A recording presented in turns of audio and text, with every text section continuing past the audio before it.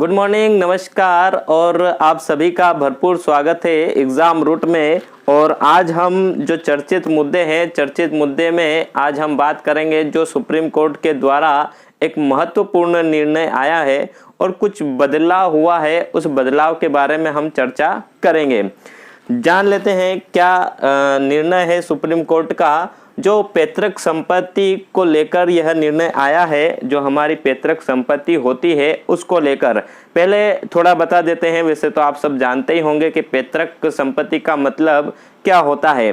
पैतृक संपत्ति उसे कहा जाता है जो हमारे पूर्वज हमारे लिए जो संपत्ति छोड़कर जाते हैं उसे पैतृक संपत्ति कहा जाता है।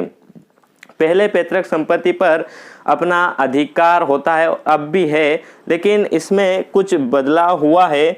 जो विवाह के रूप में जो होते थे उन्हीं को ही मान्यता दी जाती थी, लेकिन अभी जो निर्णय आया है उसके अकॉर्डिंग जो बदलाव हुआ है, जो अमान्य विवाह हो, गैर कानूनी विवाह हो और बिना विवाह के जो पैदा हुए बच्चे हो, उनको भी अब पैतृक संपत्ति पर अपना पूरा अधिकार होगा।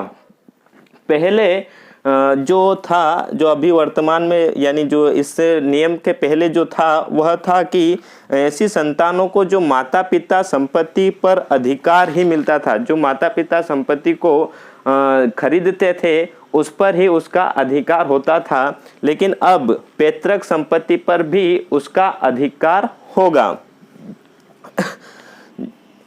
हिंदू उत्तराधिकार संबंधित भारतीय कानून को लागू करने के लिए मुख्य रूप से दो मान्यताओं को माना गया है। इसमें हमारे यहाँ जो हिंदू विधि है उसके अनुसार दो मान्यताओं को माना गया है। एक है मिताक्षरा और एक है दायभाग मान्यता। मिताक्षरा क्या होती है? जो व्यक्ति को जन्म से ही संपत्ति पर अधिकार होता है, जैसे ही जन्म होता है किसी बच्चे का तो उसको उसकी पैतृक संपत्ति पर अधिकार मिल जाता है, उसे कहा जाता है मिताक्षरा।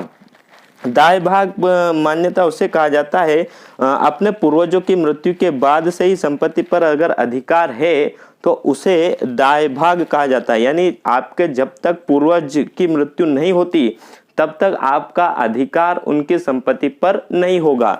ये होती है मान्यता कौन सी? दायभाग मान्यता। वर्ष 2005 से कानून में एक संशोधन हुआ और जो अपनी पैतृक संपत्ति है उस संपत्ति पर भी जो पुत्रियां होती है, जो लड़कियां होती है, इनको बराबर अधिकार दिया गया 2005 से। ये संशोधन हुआ था। तो ये नया निर्णय जो सुप्रीम कोर्ट का था, ये मैंने बताया आपको कि जो अमान्य विवाह, गैर कानूनी विवाह और बिना शादी के जो बच्चे पैदा होते हैं, जिसे सामान्य भाषा में हम नाजायज औलादे जो कहते हैं, उनको भी अब पैतृक संपत्ति पर अपना अधिकार होगा। पहले उनको सिर्फ जो माता पिता के द्वारा खरीदी जाती थी संपत्ति उस पर ही क्या होता है, उनका अधिकार था, लेकिन अब से उनको पैतृक संपत्ति पर भी अधिकार होगा। तो ये निर्णय था, ये हम आपके बीच लाए और नेक्स्ट वीडियो में किसी ऐसे ही चर्चित मुद्दे पर बात करेंगे। तब तक के लिए बाय, जय हिंद, जय भारत।